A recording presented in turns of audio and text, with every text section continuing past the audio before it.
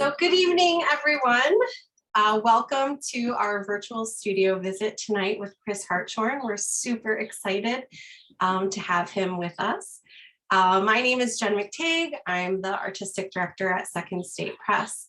And Second State Press is a community printmaking program or studio in Philadelphia, Pennsylvania.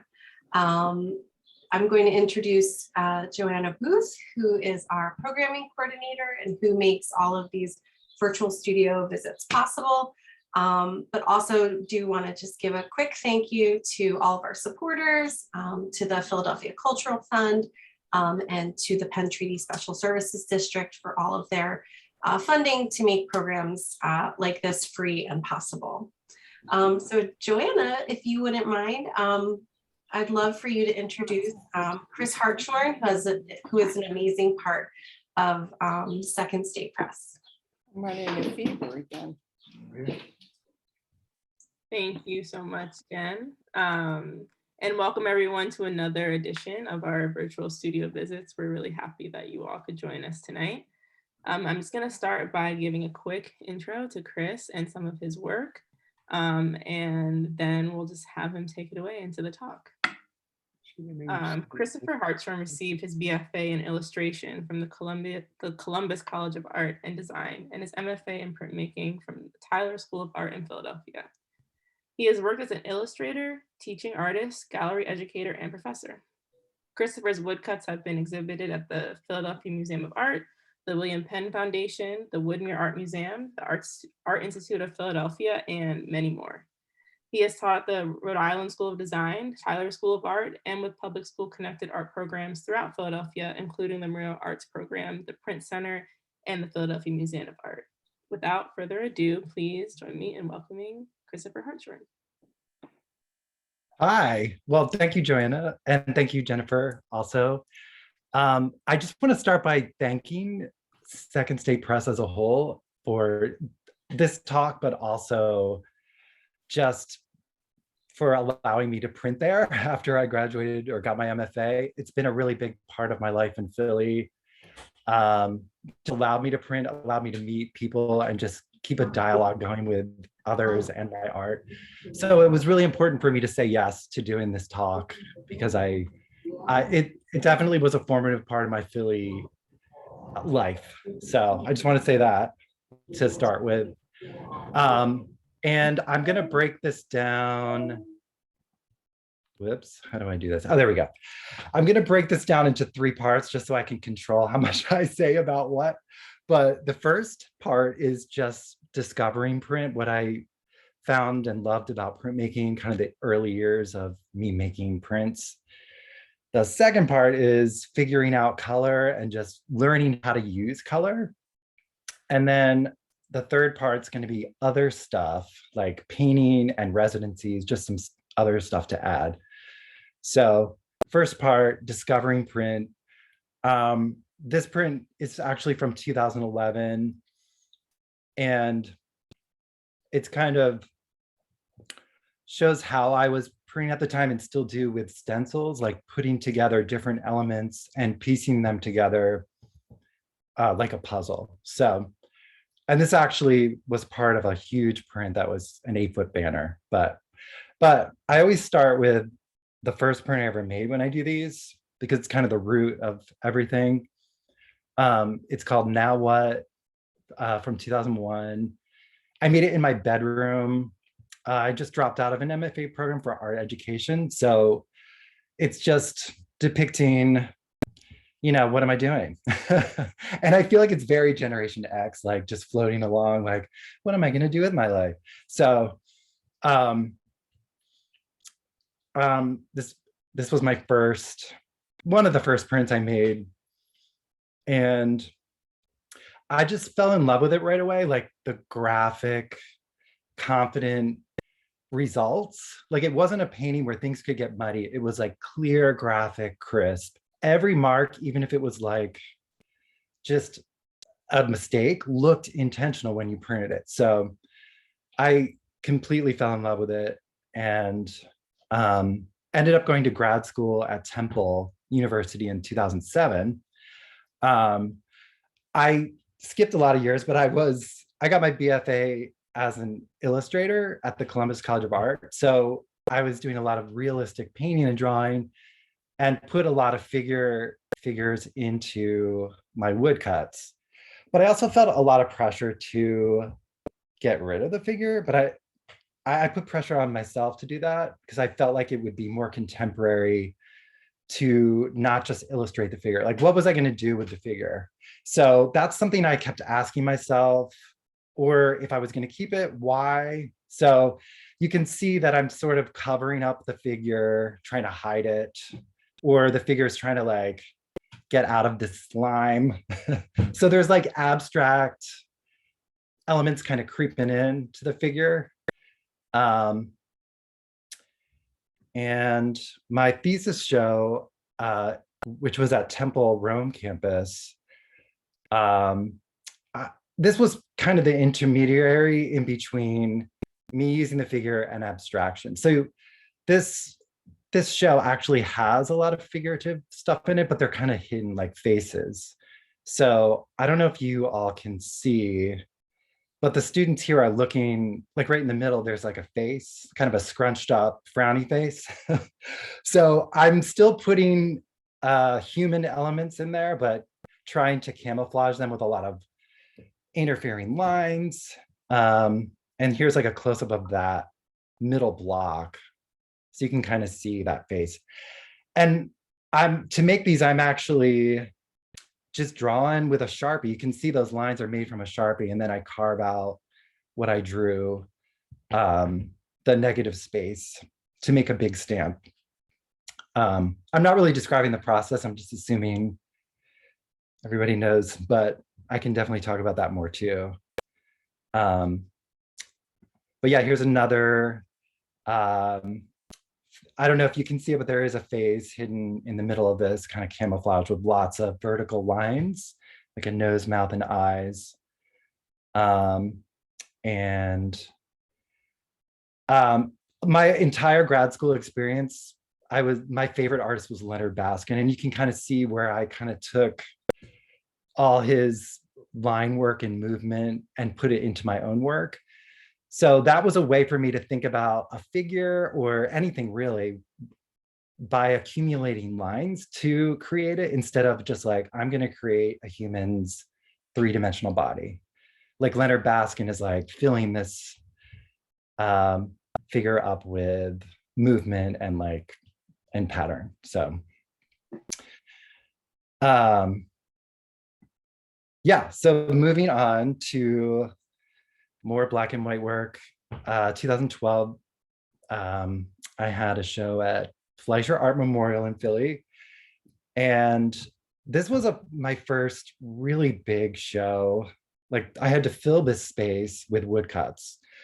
So to achieve that, I basically just used the library of blocks I already had. So all the blocks from that show I just showed you, the thesis show, I did carve a couple more. I did use some stuff like ceiling tiles, and most of that was just for efficiency and like time. There would be no way I could carve like a new piece for each one of these in like 3 months. So like if you were in this space, you could probably see repeated elements. It's kind of hard to see from this scale, but basically I did little thumbnails of compositions. Like the middle one here, I drew like this exploding mushroom cloud as a thumbnail, and then looked at my blocks and was like, okay, how can I construct that movement and shape with what I have? So I was really using the patterns and textures, I guess, as a language, my own like way to draw these things. Yeah, and I was all into them being huge, so that you were kind of overwhelmed by them. But if you went in close, you could see all these little intricate, all the intricate line work. So the scale was really important to me too. This is called Scenes from an Energy Conversion. Since everything I was making is really organic and full of movement, I kind of applied meaning to it after, like, oh, this could be related to science. So it's like um, kind of could describe energy or movement in an abstract way. I also like this piece because there's a lot going on, but then I give you a break with these um, more simplified prints with a lot of negative space. So in that way, I feel like it looks like panels of a weird comic strip or like scenes from a movie. I mean, a very abstract movie, but something's happening in time, like across the page. So yeah. And I think I have one more of this, another one that shows from the same show. I'm working really hard to use stencils to place all these blocks together like a puzzle, but then when I get to the seam of a piece of paper, I just let the seam of the paper be the seam. I'm not trying to hide it. Like I kind of break the rule and decide it's okay to not have everything transition perfectly. So I'm kind of at this stage, like making rules and non-rules for myself, I guess, like how to make a print. But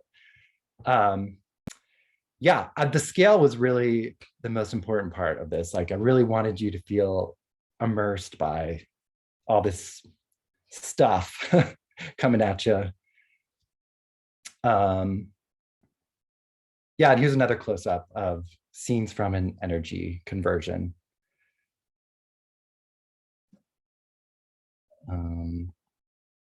Well, that's part one.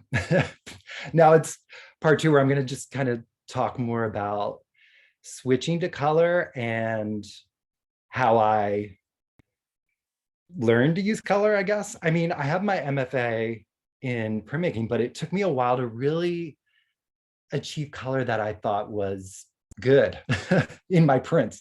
So this is right after my Fleischer show, and I decided, okay, what am I going to do now? Let's add color. And this was at Napoleon, which is now Pink Noise Projects. I'm kind of using the same imagery, sweeping line movements, and added with geometric things. But at this point, I really feel like I'm just colorizing my line work and my prints. I don't really feel like these are about color as compared to some work I'll show you later. But I think I have some studio shots of this too. Yeah, so the top image is me carving that kind of geometric ball. And then you can see on the bigger image in dark blue is me printing that darker thing. So that's just a little studio shot of me constructing those prints. And another print from that show, using that lattice ball again in a different way. So just reusing the block with different layers and different colors. So yeah, let me keep going on this here.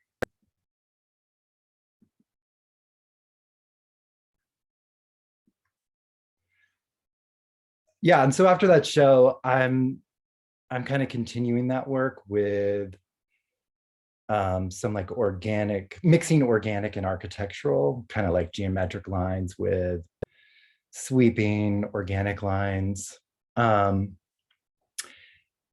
And, using color, but I think I started to want more from color. And I started to look at, went back in time to minimalism and just looking at like 2 color fields and how powerful that could be. So I was really thinking of how could I simplify my work? Like my work is all about all these lines accumulating, but I really want to think about color more. So I kind of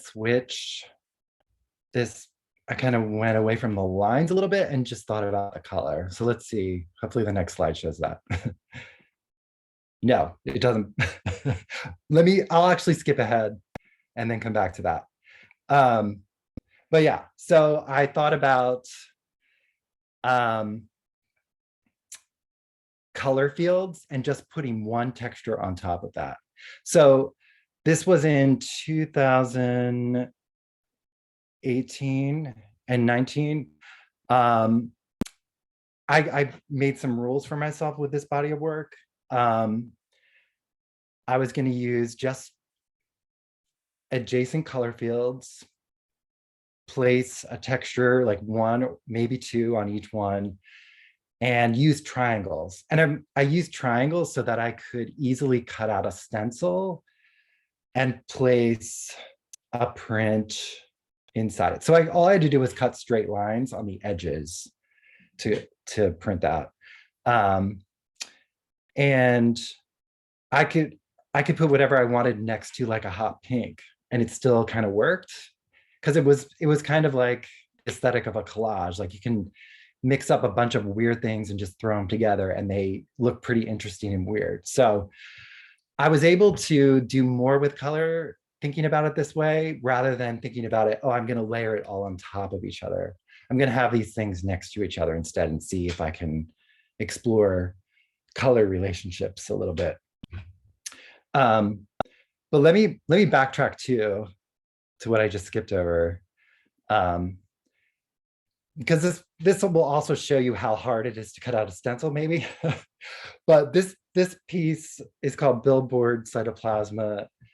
This is actually my Philly to Washington State transition piece because I got the texture from Philly of the billboard, the yellow, like collage ripped paper. It's like a billboard that has been weathered, has no image on it. And then the line work inside, like the dark lines, are actually from bark and like a tree trunk that were on the Olympic coast in Washington. So, I mean, you really can't see that or know that that is from, oh, this is from a tree. This is from, it kind of becomes its own thing. But for me, it's like a personal, it's like the journey from Philly to Washington State. But I did have to cut out that middle organic shape to create a window out of tracing paper and then print that block in. I don't know if that makes sense without showing you, but so I had to actually cut all that out. Does that make sense? Yeah, using stencils? Yeah, okay. But here's the two images that it came from, like the collage torn texture, which actually I printed those in Philly at Second State.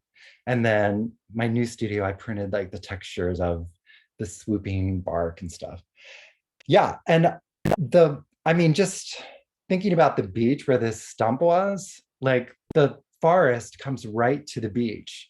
And I was like, wow, this is not the Jersey Shore. This is so amazing. I mean, the Jersey Shore is amazing too. I really do miss the waves and the heat and the sand. But it was just so different. I was like, wow, I was taking a picture of every like weird texture, like these crazy tree stumps. So for me, this is like the journey from Philly to Mountain Forestville, Washington State.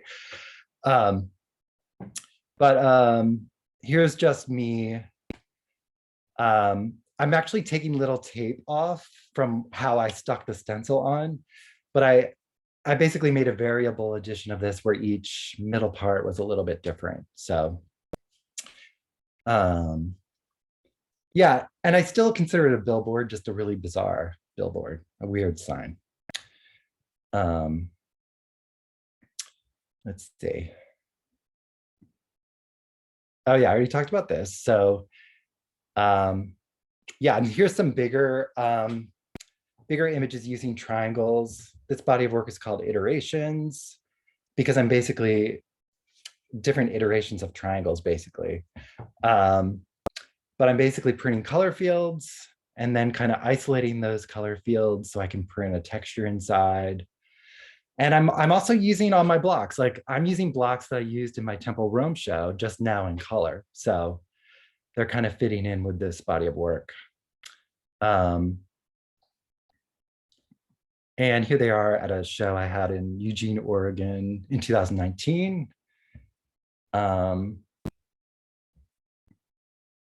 Yeah, so I'm also throwing this in the color part because there's some ideas I have that just don't work or just seem too difficult to do in a print or like a woodcut. I mean, maybe a silk screen for some of them, but so this is something, I made a collage of this and I really wanted it to become a print or a painting. So I made a giant acrylic painting out of it, just combining those different textures together in a new kind of weird form. But I attempted to do this in a reductive print and I was like, oh my gosh, this is insane. So I just decided to do a painting of it. So, and then I'm just gonna show you some gouache paintings for the same reason. I'm making these for the same reason that, you know, I just think they'll come out of me quicker as a painting than a print kind of thing. But I started also using type. So this is actually a digital reproduction enlarged of a painting. I just saw this written in Sharpie on a wall, Brain Be Like, and I was like, oh, that sounds like I could put it into a collage and maybe it's gonna be about the collage, or the collage is kind of a metaphor for my brain, like kind of like I feel crazy right now, or I don't know, like I don't feel like calm at the moment. My brain is like a collage. So yeah, so I did a lot of type paintings as well in gouache, text paintings. I'm done. I heard RuPaul say this when he stopped drinking. And I was like, that's pretty powerful. I mean, it's just two simple words. You can like totally just say that to whatever you want to be done with. I mean, it's as easy as that. So I also did it in agate, like, which is a rock. So rock is strong, and agate is beautiful. So it has like this positive, self-helpy undertones. Yeah, I'm done. Well, I'm not done with the talk, but and okay, this is part 3 called Other Stuff. So I'm going to start with a couple of residencies I did. And I think Jen saw this image before because I talked in her class about this residency. I did a residency at the Oregon College of Art and Craft in 2018. What I really got out of that residency was technology, using a laser cutter to carve blocks. I joked with everybody there that I was dating the laser cutter because I would go there every day or like multiple times a week. I was really taking advantage of it because if I have all these images from years and years, like graffiti, just weird textures that I just like, and I kind of just store on a hard drive. So I looked at all those and was like, oh, I want to make this into a woodcut. So I would go into Photoshop, make it black and white, and send it to the laser cutter. It was very impulsive, like, oh, let's do this one, print it out. Let's do this one, print it out. So it totally changed my process for the residency because carving can take months. And here's a couple of them. I think I made 25, and they take like a couple hours at a time to make. But yeah, anything and everything. There wasn't really a category. It was like technological glitches or radio waves, graffiti. There's some type and text. And actually, I turned these into some of those blocks. So, and a lot of them, even though I was in Oregon, are actually from Philly that were in my archive. So the one at the top is me taking a selfie at the L Bar, which I don't know, is the L Bar still there? It's been like such a long time, like in Kensington.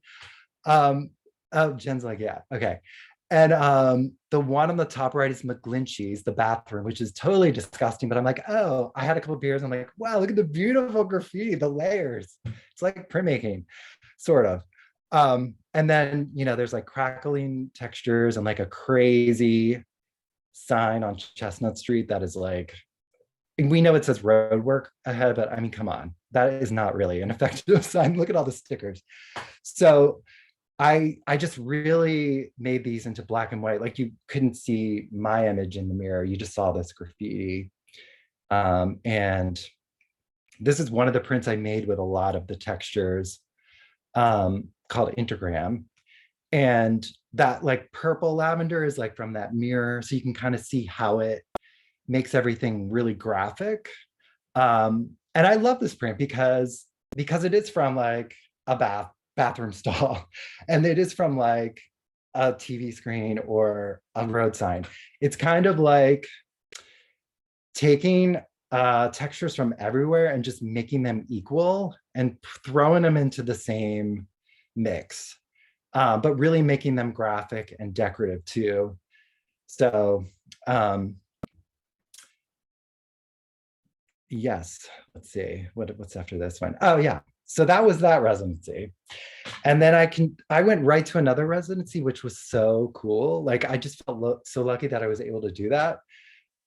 This one was at Dickinson College.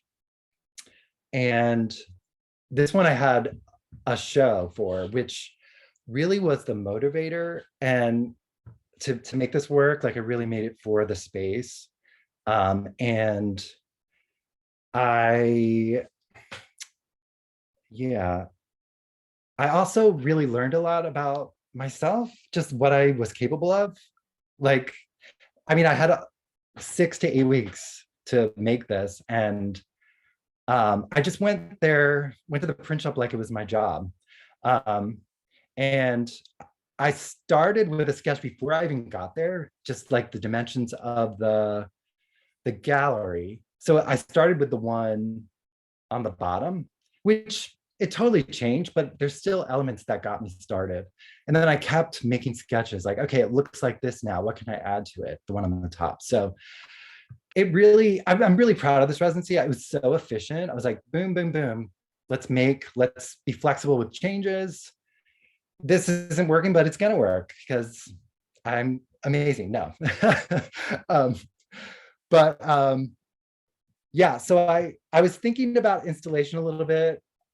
Just like, okay, there's a beam here. It's kind of a weird beam. Why don't I just connect a print to it and like paste this stripe on it? So I'm starting to think about using the actual space or the architecture.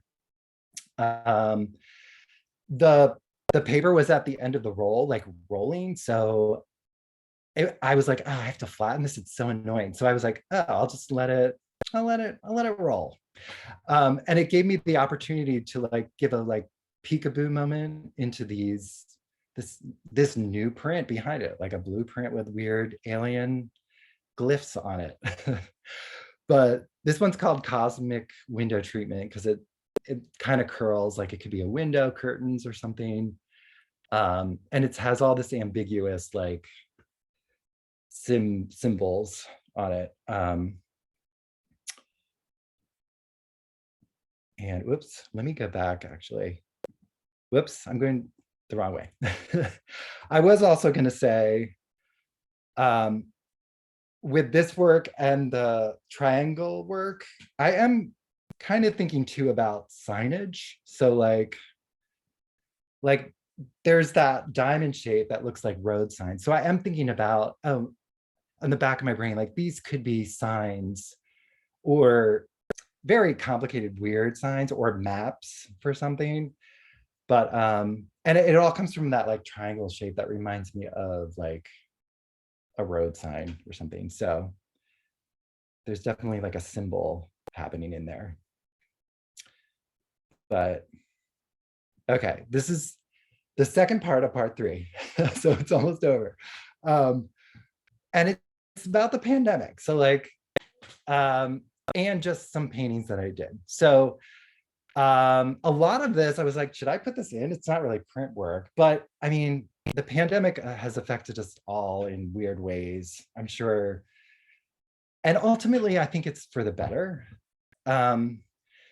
but it depends on what it is. Anyway, this is a self-portrait I made where I'm applying all that pattern and texture I love to my actual face.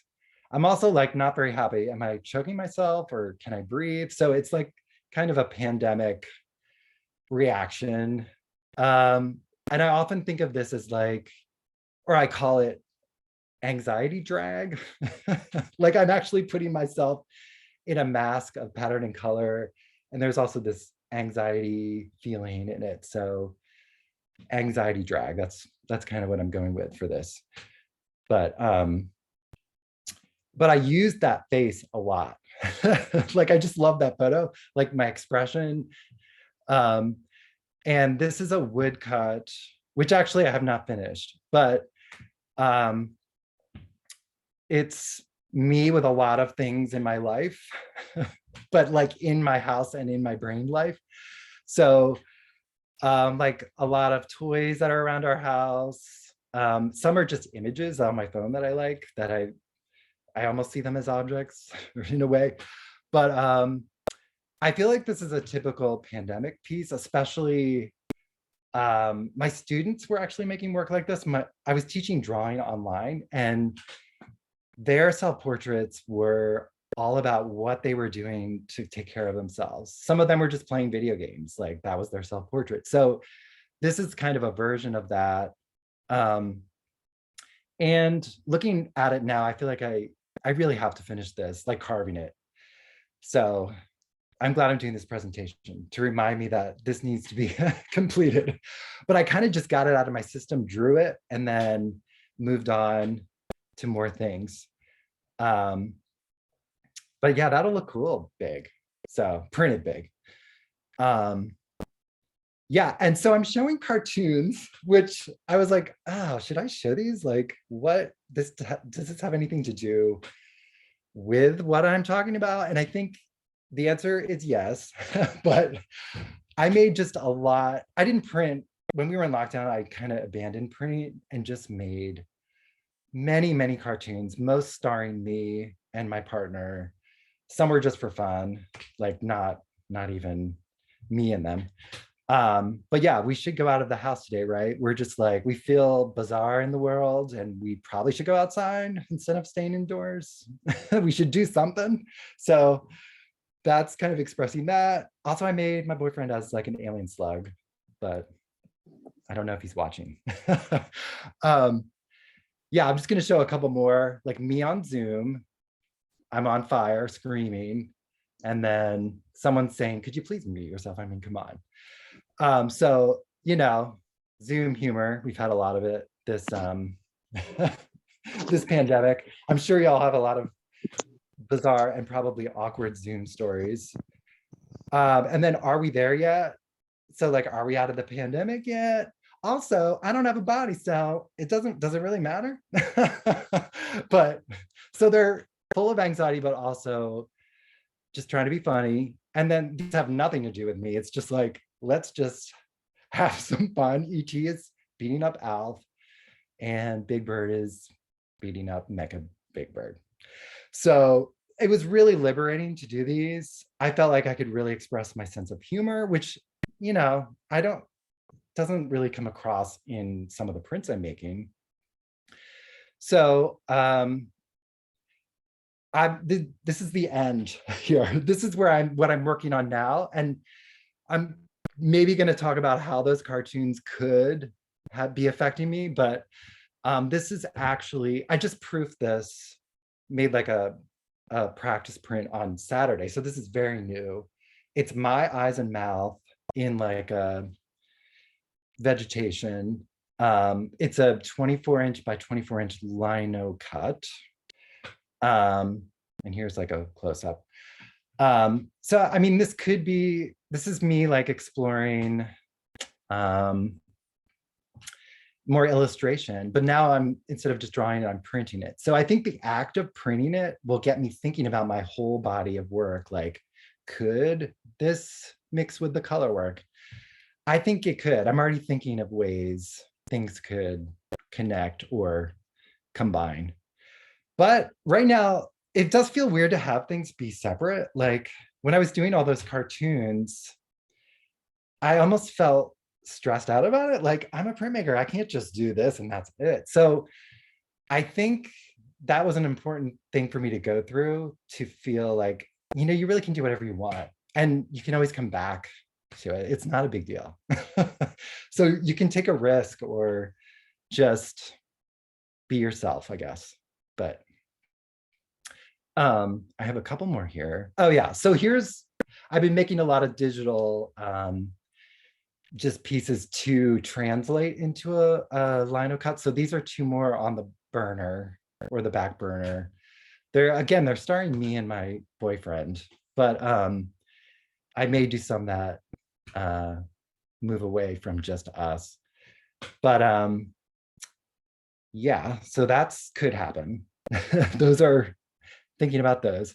And I'm also working on these. So this is work that I'm kind of continuing from 2018. So that's where I am at right now. And yeah, I guess that's it. I'm sure you guys have a lot of questions, or maybe do you? I sure do. Well, first, Yeah, okay. thank you so much for showing us all of that wonderful work through the pandemic up to now, and some of your earlier work. I'll ask a question or two, but if anyone else is dying to ask Chris some questions, please feel free to come off mute and ask them. I'm also do woodcut. So my first question, one, I totally understood the stencil part. Didn't mean to speak for everyone, but the stenciling made sense to me. Okay. And I'm wondering how you do woodcut on such a large scale. Like, do you use electric tools or do you use is it all hand carved? Which either way, this is super impressive. Yeah, it's all hand carved. I mean, I think Wow. maybe I tried to use a router once and it just didn't feel Yeah. right. And maybe there's another electric tool out there that I don't know about, but Yeah. I felt like I could just use a huge gouge and do it just as well. Maybe it was a little more on my arm, but and I hand print it because it's so big, of course. Right. Most of the big stuff. So yeah. Well, do you use an electric? I never tool? have, so I was wondering if Yeah. you had, but I agree. I like the feeling of carving myself. So Yeah. looks like we have a question from Francine. Yes, I really enjoyed that, Chris. First off, I have to say, like, I got so much out of it. And I just, one of the things that really struck me, and it was striking me throughout the presentation, but it really hit home at the end. I mean, when I saw that big block that you had just drawn, and I thought about that first print that you were attracted to, and then all of the transitions in between, it just was like such a fascinating journey. And I just really, there was a couple of things that I really applauded you for. And one of them was like recognizing when a print is a print and when it should be a painting. Like, I think that as a contemporary artist, that some of the traps we fall into as printmakers is like, oh, we have to make prints. And so we're going to take this idea, no matter how much it doesn't make sense in print, and we're going to make it a print, And the fact that you gave yourself the facility to decide when something makes sense as a print and when an idea doesn't need to be a print, and that frankly you're a contemporary artist, so you get to make that choice whenever you want to. And then that was reiterated in those cartoons that you made.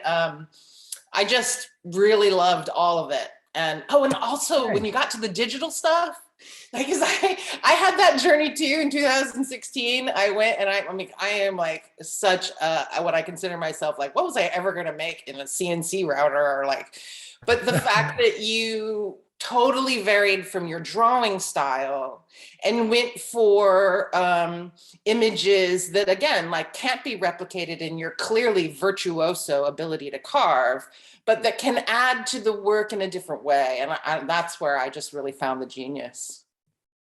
Oh, thanks. Thanks for summing that up. I like that. Yeah. Yeah. And there's been like fear and about that, like, oh, am I supposed to do this? And which is, I don't feel that anymore. But yeah, sometimes I've had that in the past 5 years or 10 years. Like, I can't do it that way because that's not who I'm supposed to be. But and yeah, it is full circle. I've totally noticed that, like from the first print, like I still have that in me, that illustrator. Yeah. So Yeah, but yeah, you now it's just so much more matured because you've gone through these stages, and that's exactly what you should be doing as an artist. So, bravo. thanks. I have another question, but if anyone else wants to hop in, please feel free. All right. I have a couple more, but I guess what I wanted to ask next was more about kind of how you create rules and strategies for yourself in kind of making this work, which I can imagine is really essential because there's the possibilities are so endless with color and texture and different ways you can combine them. So I was really interested in hearing more about how you develop rules for yourself when you're making a composition. Yeah, I mean, my latest work, which I'm actually just picking up again, continuing from those residencies. I think I created the rule of using triangles or like a straight line between two colors to make a collage to prevent things from getting like muddy, or like, so I didn't have to like put like too many layers on top of things were getting muddy basically, or especially when I was hand printing things, it just didn't look good technically.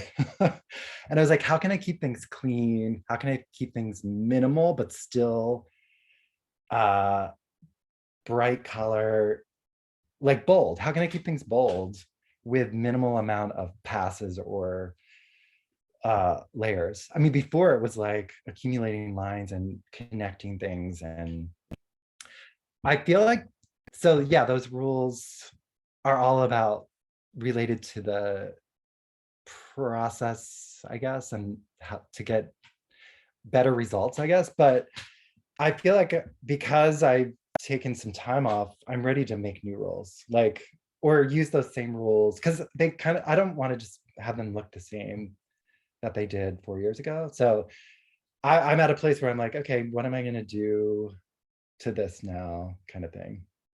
I want them to look different.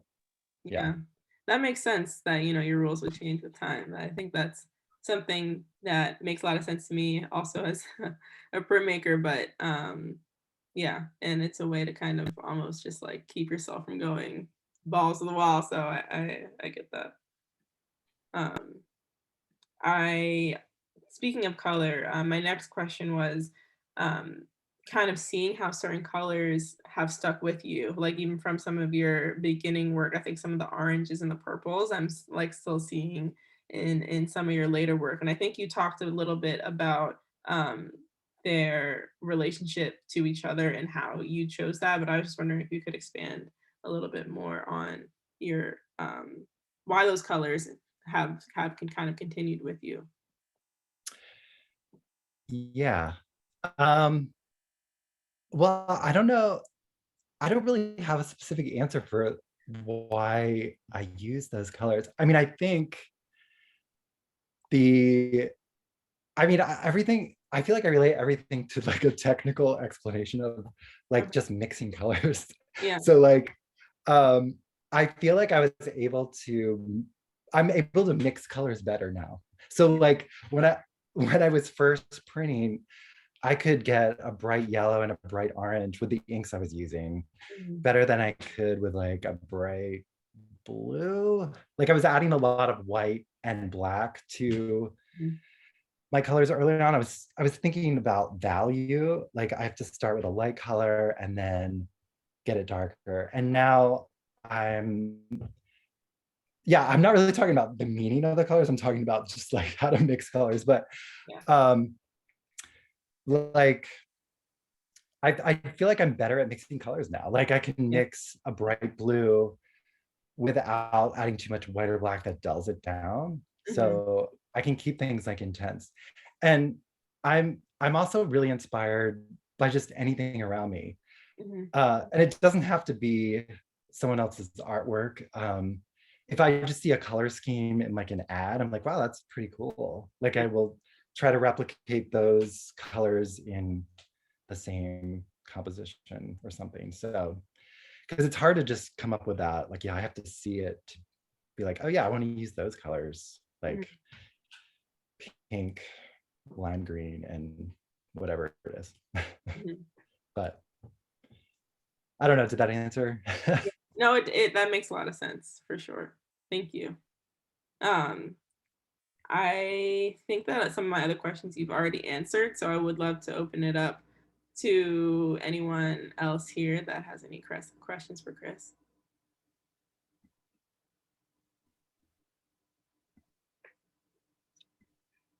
Francine, did you raise your hand again? Yeah, can I ask another question? Yeah. Last one wasn't even really a question. So this is a very printmaker question. I was curious about additioning, which works are additioned and which works are still available. Yeah, so I don't really addition really, or I'll do a variable addition. Yeah, they're all like, especially well, everything. I think the black and white thing I just showed you, that's totally additionable. It's just one block, black and white with the eyes on it. I actually just sent a bunch of the giant squares to Dolan Maxwell.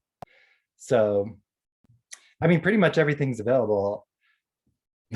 So if you're interested, you can contact me. Yeah. I'll ask a question. Hi, Chris. Hi. How are you? Good. I'm sorry I came in a little bit late, so I apologize if you've already talked about this, but I was wondering if you could talk a little bit about like play in your work. I think that there's a sort of a playful sensibility in your drawing, obviously in your comics, and the way you put images together. Can you talk about that? Like, does it always start from drawing or does it come from an interaction, that kind of thing? Yeah. It starts from, well, with those color triangle works, I'll usually start with a sketch of color fields that I want to put together, and then play around with the patterns. But I think whatever I plan, I know it's not going to be the same. And that's part of like kind of playing with it, I guess. And actually, that's something that reminds me of what I just said. I want to break the rules. Right now, I'm doing these triangles that I think are working, but I think maybe that can inform the new rules I make, like playing a little bit more with these. Does everything have to be in these triangles now? Can I alter it? But I do get bored if I don't if I have too many rules, I guess. Like yeah, so, but yeah, I feel like that is a big word in my work, just like, especially when I'm just combining images with stencils, like just like staring at my blocks and like thinking about, oh, let's try this one, or I don't even know if this one's gonna work, but it could, let's just print it here. So I think that's the exciting part of print to me. Like I get bored pretty quick if I don't think like that, I guess. So yeah, I guess printmaking for me is like a balance between like this structure of like, this is the process, and like, let's just go hog wild. But yeah. Thank you. We have a couple minutes left if anyone else wants to hop in with a question.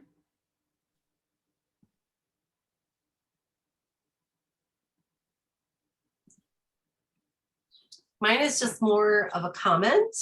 Chris, this was so amazing just to see this progression from the beginning, and recognizing so many of the components that were printed at Second State Press. And even your show in Carlisle, I was able to go see that, and those prints were so incredible. Like the way that they really became so sculptural, and it felt like something totally different. And then now where it's going, and the influence of the pandemic, which has kind of altered all of us in some way. This was just really incredible. I'm so excited for to see what's next, quite honestly. Oh, thank you so much. Yeah, thank you for, yeah, I'm so happy to do this. And I'm just glad to touch base with you all too over there. And I'd love to come back and just either just see you or work at Second State or something. You are welcome anytime. Cool. Does anyone else have any more questions before we conclude this evening?